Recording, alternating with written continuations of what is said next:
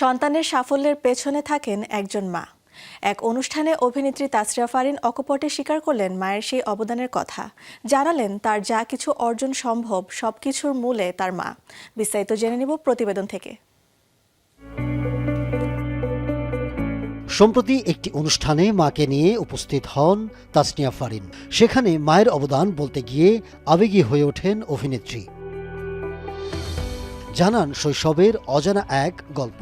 আমাদের এক গ্লাস পানিও ঢেলে খেতে হয়নি, যেহেতু আমার বাবা সরকারি কর্মকর্তা ছিল। এত মানুষজন ছিল কোনো একটা কাজ করার জন্য, ডাক দেওয়ার জন্য। সেই মানুষটা একা একা আমার ভাইকে আর আমাকে নিয়ে ঢাকায় চলে আসে। স্কুল কলেজে সায়েন্সে ছিলাম।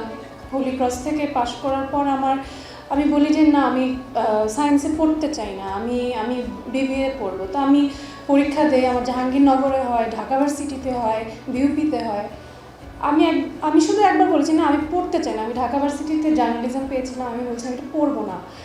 আমার বাবার সাথে ফাইট করে আমার মা আমাকে বিউপিতে ভর্তি করে, কারণ আমার মা সবসময় আমার আগ্রহকেই প্রায়োরিটি দিয়েছে। অকপটে জানান অভিনয় জীবন, গান শেখা সহ সবকিছুর পিছনে তার মায়ের অসামান্য অবদানের কথা। আমার মা আমার বাবার সাথে যুদ্ধ করে আমাকে নাচের স্কুলে ভর্তি করেছে, গানে দিয়েছে।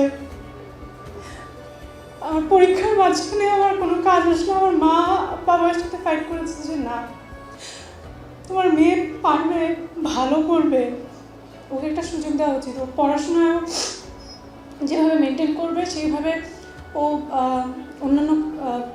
অন্যান্য সব কিছুতেই করবে। বলেন স্বপ্নেও ভাবেননি এই বয়সে এত কিছু অর্জন করবেন তিনি, কিন্তু তার মা ভেবেছিলেন এমনটা।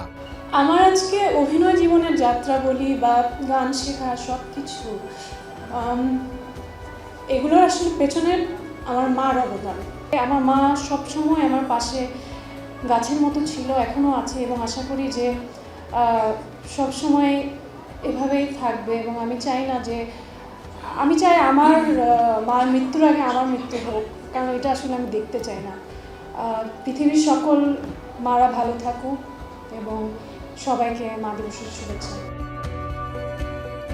মায়ের প্রতি এমন ভালোবাসাতেই হয়তো এগিয়ে যায় সন্তান, রচিত হয় সাফল্য গাথা। Ahmed Tauquir, showbiz tonight.